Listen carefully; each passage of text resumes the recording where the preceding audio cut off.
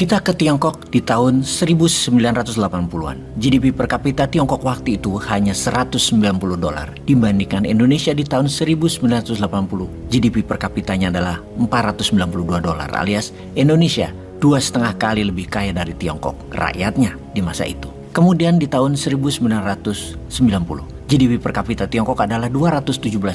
Sementara Indonesia, pendapatan penduduk rata-rata setahun adalah $585 per orangnya. Indonesia masih 2,5 kali lebih banyak, lebih makmur dari Tiongkok. Di tahun 2000, GDP per kapita Tiongkok adalah $960, sementara Indonesia harusnya adalah 2,5 kali dari Tiongkok. Namun faktanya pendapatan penduduk Indonesia dalam waktu 1 tahun di tahun 2000 hanyalah $780. Kunci dari pelajaran ini adalah bukan apa yang dilakukan di tahun 90-an sehingga mencatat kenaikan di tahun 2000. Namun apa yang dilakukan sejak tahun 1980-an lah yang menjadi kunci sukses 20 tahun kemudian bagi Tiongkok. Apa yang Tiongkok lakukan? Karena begitu kita teruskan data pendapatan per orangnya di Tiongkok, makin nyebelin dan kesel hati ini jika dibandingkan sama yang di tanah air Wakanda pastinya. Angka GDP per kapita Tiongkok setiap 1 dekade, setiap 10 tahun pertumbuhannya terbang dengan kecepatan tinggi. Di tahun 2010 angkanya menjadi $4.450 per orang, dan di tahun 2020 pendapatan per orang di Tiongkok adalah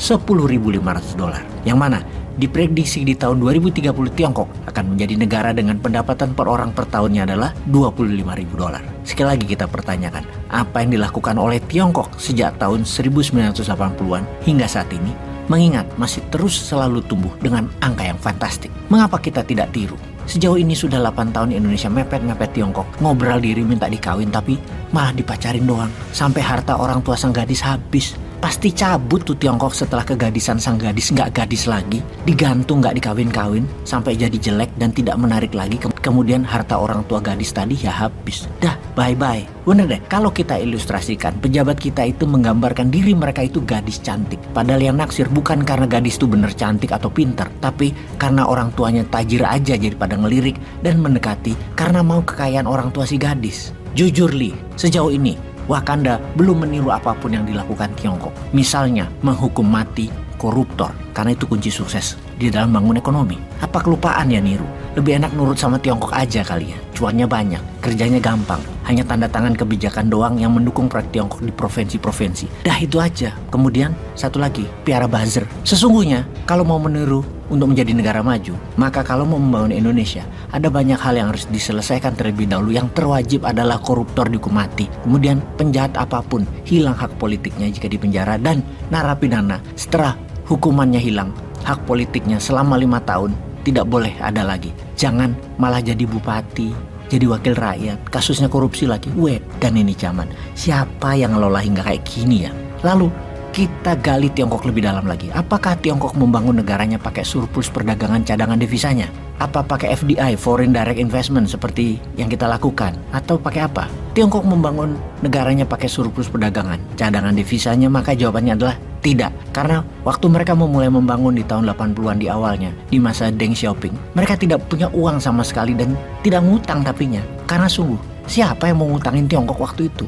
Kalau pertanyaannya, apakah pakai FDI, Foreign Direct Investment atau investasi asing? Ya nggak juga. Siapa yang mau invest di negara komunis otoriter di tahun 80-an itu? Ini kuncinya yang harus kita pelajari. Lalu pakai apa? Kita tambahin biar nambah penat palakmu. Bagaimana Korea Utara bisa hidup tanpa IMF, tanpa World Bank, dan bisa memproduksi senjata nuklir? Nah, bingung kan? Kita lanjut. Apa yang Tiongkok lakukan di tahun 80-an? Tentu beda dengan yang Korea Utara lakukan. Yang Tiongkok lakukan di awalnya adalah menipu Amerika dengan Deng Xiaoping mengatakan bahwa 40 tahun lagi Tiongkok akan jadi negara demokrasi. Itulah perkataan di tahun 70-an ke Henry Kissinger yang waktu itu Menteri Luar Negeri Amerika. Dan di tahun 80-an ketika ketemu dengan Presiden Amerika Ronald Reagan, Deng Xiaoping mengulangi lagi pernyataan tersebut. Mengapa kita mengatakan Tiongkok menipu Amerika? Karena hingga saat ini Tiongkok tetap berideologi komunis sosialis, bukan liberal kapitalis demokrasi seperti Amerika. Dari janji mau jadi negara demokrasi, maka yang kedua adalah yang dilakukan. Di dalamnya tetap melakukan reformasi ekonomi. Apa yang dilakukan sehubungan dengan reformasi ekonomi? Bebas pajak panjang di Tiongkok. Kalau asing mau menjadikan Tiongkok pabriknya untuk produksi-produksi mereka yang digaransi harganya nanti akan jauh lebih hemat hingga tinggal 30%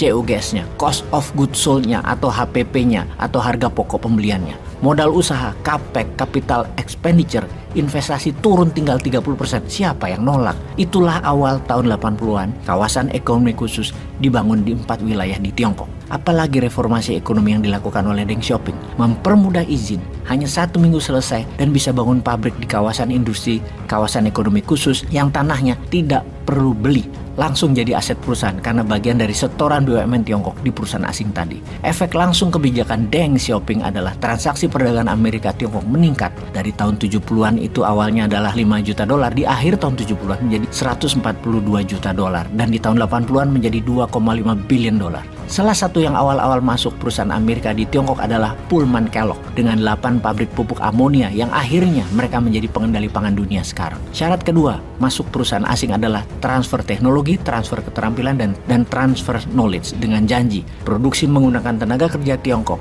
jam kerja lebih panjang, dan hasilnya lebih banyak. Dan dalam 10 tahun semua itu tercapai. Budaya kerja keras bangsa Tiongkok terbukti diterima pihak barat sebagai konsep ekonomi murah, cepat, dan banyak. Walau tidak manusiawi, namun bagi kapitalis, what the hell? Dan bagi komunis, what the hell juga, yang penting lu rakyat pada makan kan? Yang menarik adalah kerjasama asing dengan lokal. Pihak Tiongkok selain setorannya lahan adalah masuk memiliki 20% saham.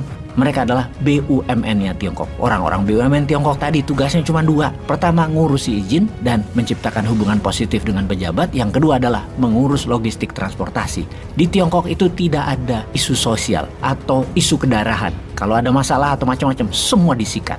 Di tahun 1980-an dan 1990-an ada 300 perusahaan Amerika masuk ke Tiongkok, dengan Coca-Cola dan General Motors masuk paling besar di awal-awalnya tersebut. Total investasi mencapai 10 billion dolar, yang mana saat ini telah menjadi lebih dari 4.500 perusahaan Amerika dan pihak barat, termasuk Korea Selatan dan Jepang, di Tiongkok dengan nilai kapitalisasi pasar senilai 3 triliun dolar. Bisa Indonesia tiru nggak kira-kira? Sudah 10 tahun kok nggak mulai-mulai niru sih, malah korupsi hukumannya dikurangi. Piye Jal?